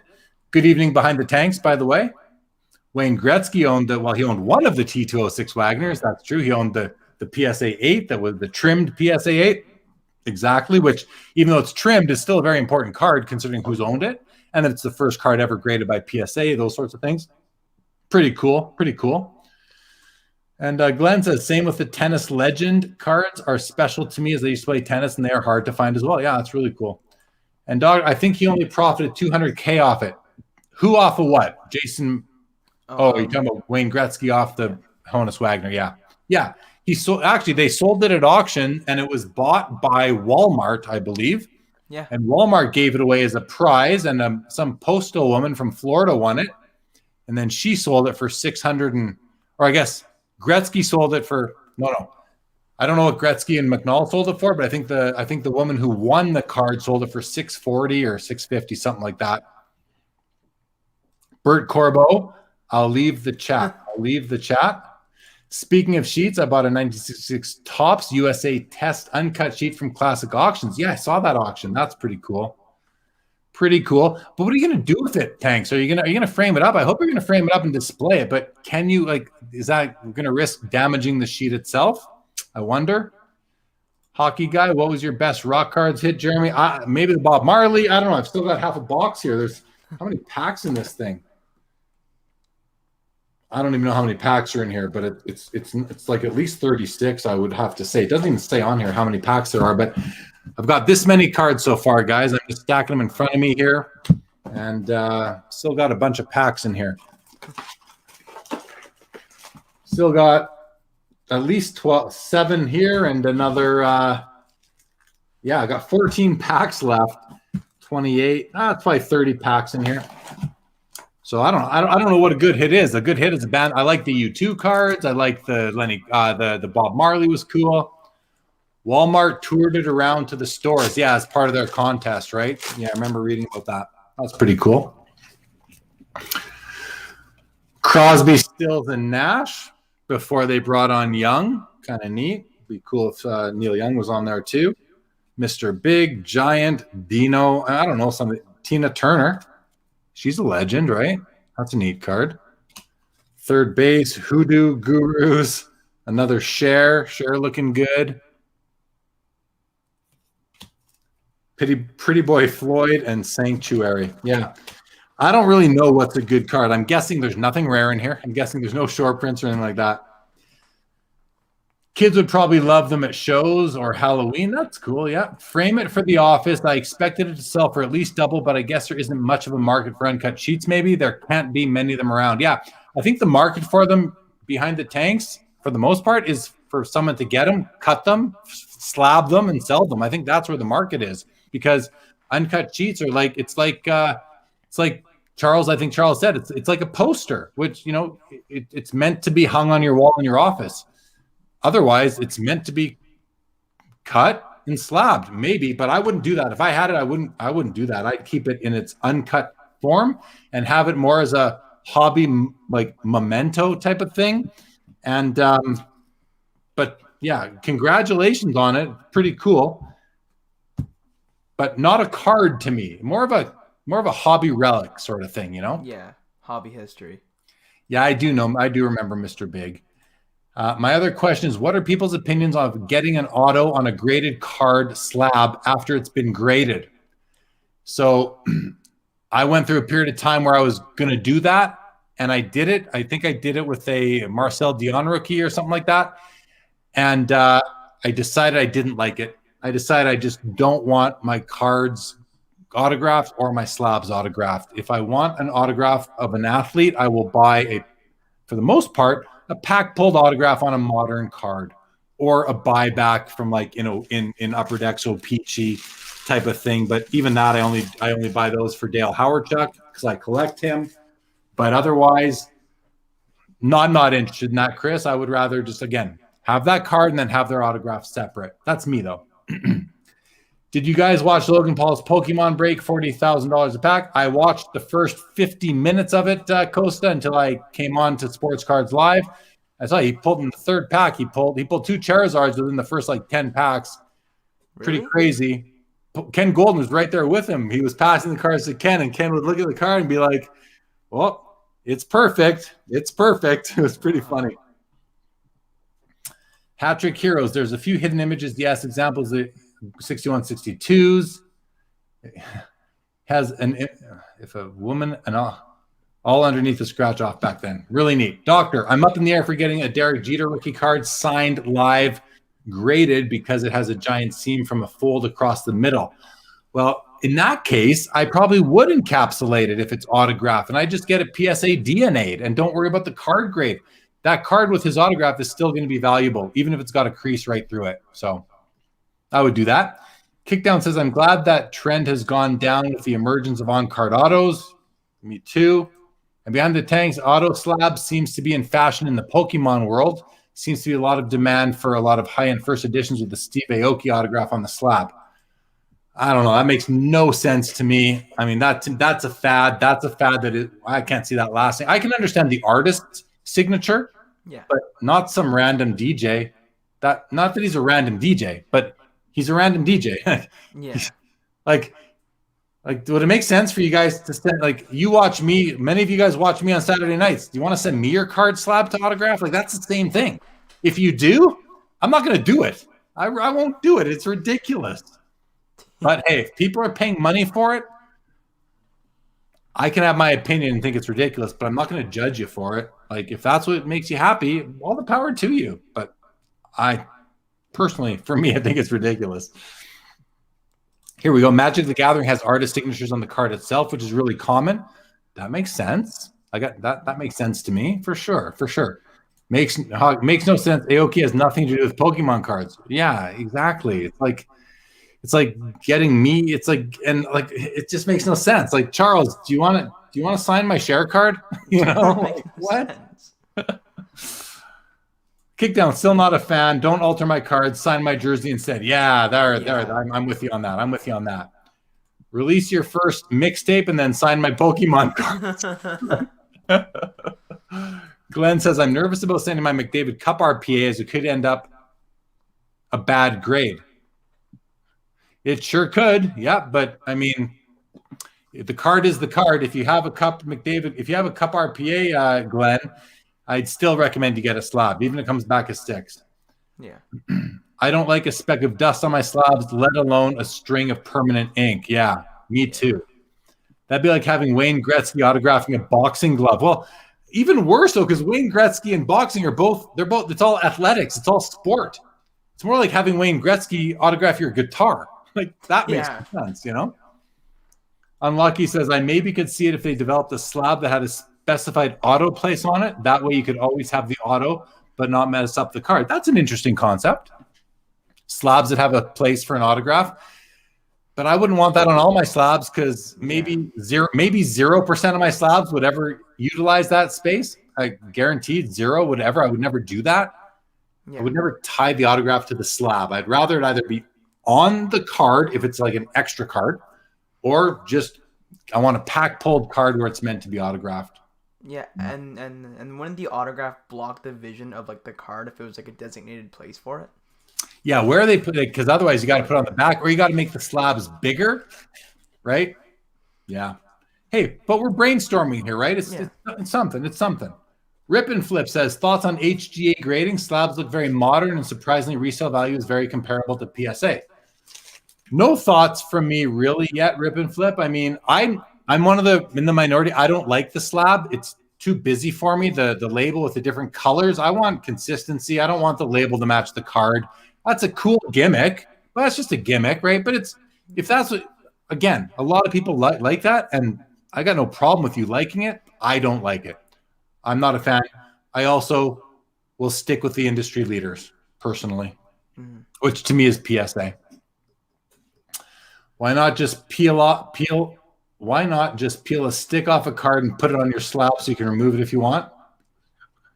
I don't get it. Sorry, hockey. Adam says the grade does not matter on a card like that. I would grade it just for the authentic. Yeah, I agree with Adam Crawford. I would grade that cup RPA if you have one, Glenn, for sure. Brian Kingsley lets us know that Steve Aoki has his own 2020 Topps baseball set. I don't agree with it. Ben Baller has a set as well. Yeah, this is Topps capitalizing on what's going on right now. But we have between Topps Project 2020 led to the Ben Baller set. Steve Aoki and that group opening up that coffee and card store in LA has brought a lot. Like those guys have done $4 million in business since October or September when they opened. That's a big number, right? So they're doing business right. They are celebrities. So Topps is just capitalizing, and that's fine. Topps is in business to make money. So let them do it. But in a couple of years, who's going to care? Yeah. Like their friends and their customers. That's about it, I would think. All right, guys. What does Glenn say? At least I learned something from Charles that maybe I should send my vintage Minto Peachy rookie cards. Yeah, from the values are getting up there for sure. For sure. Costa says it's ridiculous how PSA and BGS prices went up again. I don't know if it's ridiculous. I think collectors don't like it, but it's not ridiculous. It's actually very good business, and they're only doing it for one reason. It's the only lever that they have right now to control their backlog. Right? They can hiring is another lever, but it's hard to hire right now, is my understanding. I think it's getting better. I know PSA has hired some people, but it's the only lever they can have to slow down the base cards being submitted for grading. So I don't think it's ridiculous at all. And I know that's an unpopular opinion, but the common, the simple response is it's ridiculous. Well, is it? Because people are paying. People are paying it. And what they're trying to do is stop you from sending in cards that aren't worth grading, like a card that's worth under $100. If you want to get a card graded, you got to pay now. So you better send in the right cards. And that's what they're doing. So I think it makes perfect sense, but I'm also a businessman. I work in business, and I understand how businesses operate, and this is the way that they're operating. Rip and Flip. Forget what our opinion was on, but I hope it was something that you appreciated. So thank you.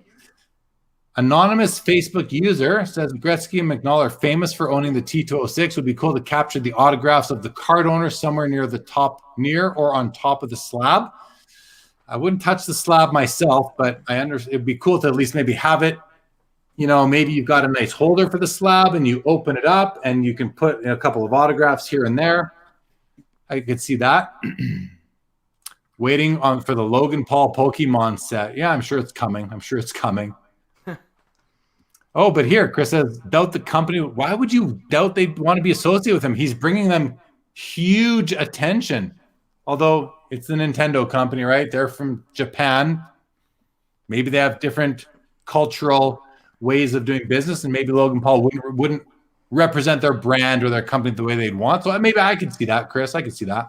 Yeah, well, Jeremy, I don't know if you know this, but there's a lot of controversy with him in Japan because, yeah, I don't think I can say it live, but yeah, just look it up. He did something really bad in Japan. So, okay. Yeah. No, thanks for, I wasn't aware. Just going to show you guys another one of these cards, these rock cards or superstars music cards. I call this the cleavage version. This is the Belinda Carlisle, but I mean that's quite the card, right? Quite the card. Put that beside your Lita Ford. You got a nice pair of cards. George Michael, no longer with us, but George Michael, a legend. Kids associate him with Pokemon now. Yep, Costa gets it. Cool, Costa. Good to see you, by the way. Costa is another guy who would like to make sure that Mike gets on Sports Cards Live. He's a local. Behind the tag says, cracking open the Gretzky McNall slab would result in N1 on future submissions. N1 is one of their codes. I forget what it means. You don't understand Japanese business, Jeremy. Japan doesn't like... Chris, first of all, Chris, you don't know what I understand and what I don't understand. Japan doesn't like doing business outside of Japan very much. Okay, fair enough. Kickdown. He'll have to do business in Japan. That's how they work over there. Why not just peel a sticker off a card to put in your slab and remove it if you want? Sure.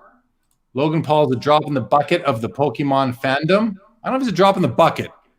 I mean, I don't know if he's a drop in the bucket when he had 8 million people watch his video from last year. And the one tonight's probably had 5 million views already. By the time I left, I think it was at 3, 2.5. I love the Clubhouse Facebook site when they break Leaf Century Pop Star cards, which they only do once or twice a year. And my biggest hits were William Shatner and Jamie Foxx autos. That is cool. That's very cool. All right. But yes, no, Chris, you're right. I don't understand business in Japan. Well, yeah. But let me just say, sorry, Charles. How can Japan not like doing business outside Japan? Then why do they bother selling? Why do they have offices here in the U.S.? Why do they sell Nintendos here? Why would they not like doing business outside of Japan? Why would they limit their market like that? So obviously they do like it because they do it and they make a ton of money from it. So Logan Paul put the $400,000 Charizard PSA 10 on the map. Hate him all you want, but you can't deny his impact on the Pokemon hobby. Yeah, he's no drop in the tank of the Pokemon fandom, Chris. No drop in the tank. No, he's no drop in the bucket there. Yeah, what is it? Him and PSA have a deal now where whatever cards get submitted to PSA from his breaks, they're marked with a Logan Paul pull. Yeah, the Logan Paul break. Yeah, I saw that. Yeah. Doctor says it's Nintendo of America. They are different. Well, sure, but you're telling me they don't report back to Nintendo of Japan. I can pretty much guarantee you they do. Just like Panini America is different than the Panini Italy, but it all gets reported back to Panini Italy. So they're different, but they're the same. Don't kid yourself. They're different, but they are the same.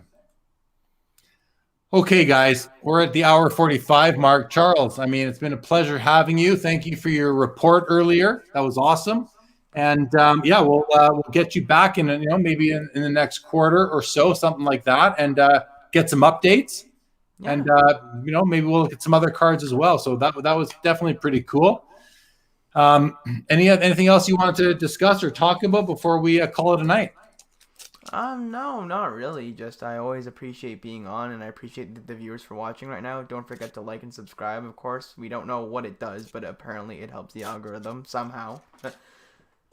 As I like to say, if you've enjoyed the video tonight, the show tonight, please hit that thumbs up button. And if you have not enjoyed the video, if I've offended you in any way, sorry, not sorry. And please hit the thumbs up thumbs up button. Anyway, I'm kidding, guys. I'm kidding. Doctor says, really, why would they mark the label as something special? What's different with him opening the box than versus you or me? Well, nothing, but you can do that, Doctor.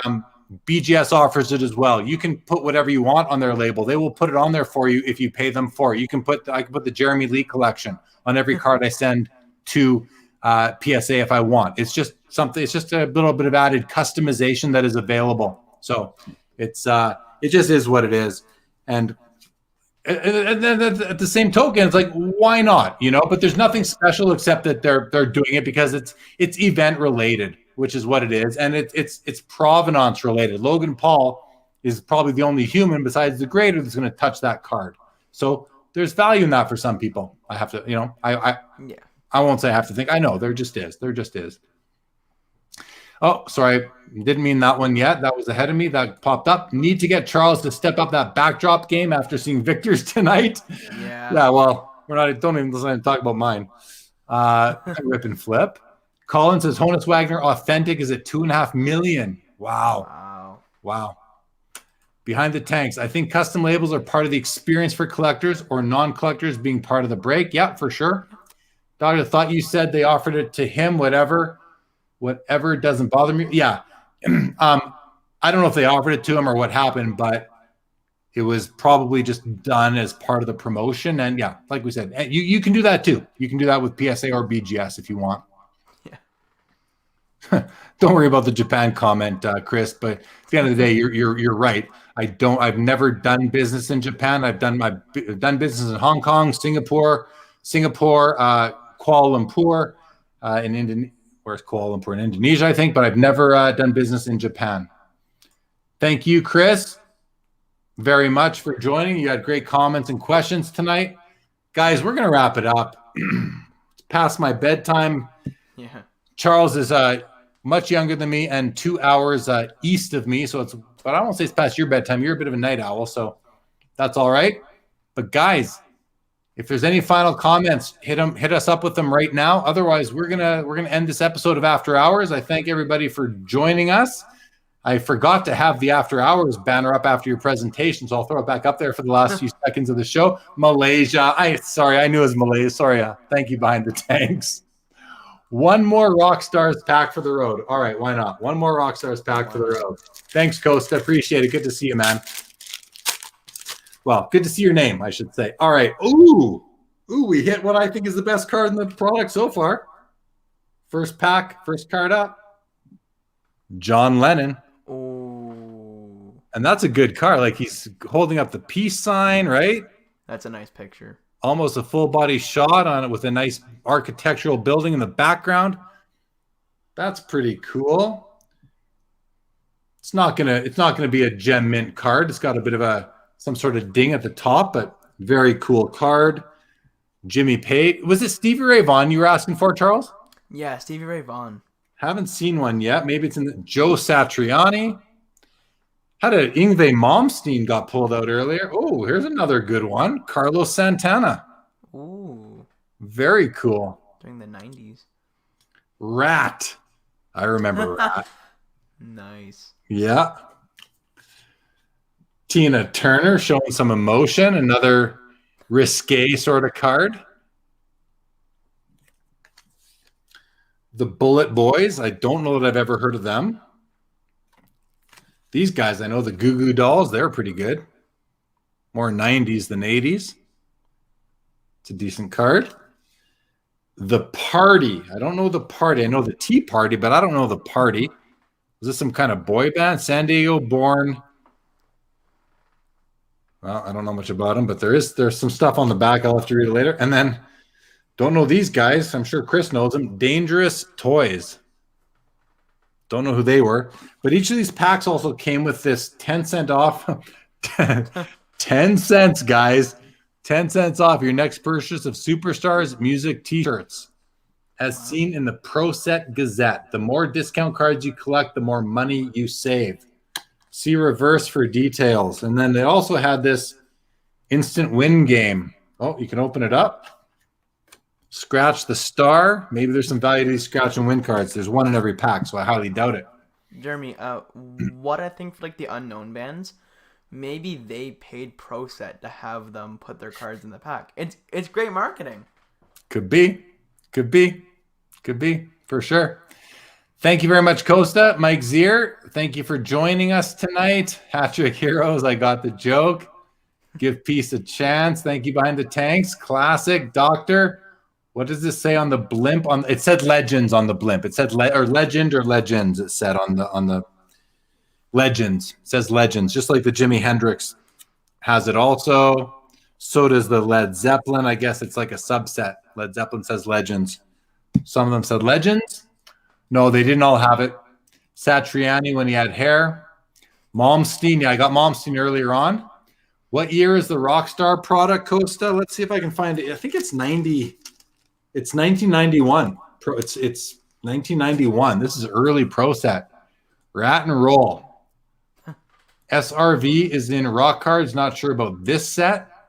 Stevie Ray Vaughan. Okay. No idea who. You don't know who Dangerous. You know everything, Chris. You know who everything is. I'm old. I know all those hair bands. Right on, Glenn. Could have used that to make a phone call at a payphone. Exactly. Early 90s. Yep. What? No Jackal. I didn't see Jackal in here. Maybe I'll do one more pack and then we're going to call it a night. All right, Charles? Sounds good. All right. Last pack of the night, guys. I'm going to save the rest for when I have Brian Gray on the show next week because he owns the band. He owns the brand now. Another Led Zeppelin card. This is what I'm calling the half head card. You only see half of each of their heads. That's cool. Also says Legends. Jefferson Airplane. Tough to see them there. You can barely make them out. They're really small. Force MDs. I'm not familiar with Force MDs. Oh, here's a good one.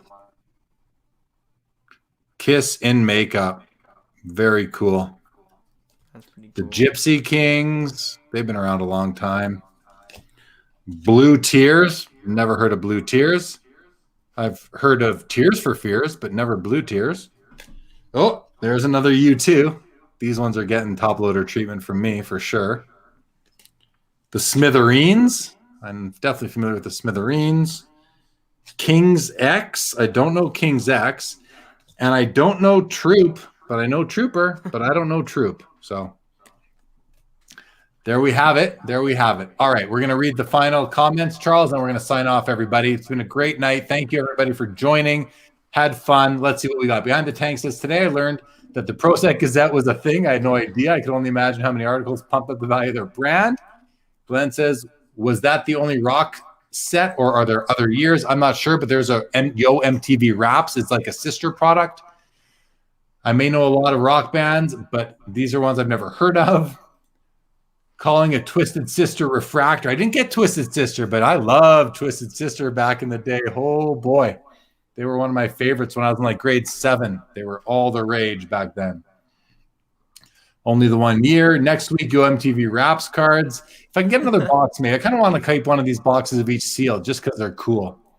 The Kiss is probably worth the most money. All right, good to know. There's a 92 set. There we go. King's X is okay. They're probably with a lot of musicians. They're popular with a lot of musicians. Ah, interesting. How you know all this random stuff unless you're just really quick on Google, Chris? I don't know. Anyway, guys, thanks everyone again for joining. This was fun. Charles, thank you so much. We'll be back next Saturday with more of the same, yet different. Brian Gray, come back. It'll be a great chat because he'll have a lot of things to say about what's been going on in the hobby, guys. Have a great week ahead. Enjoy your Sunday, everybody. Have a great week. We'll see you all next Saturday. Charles, hang tight.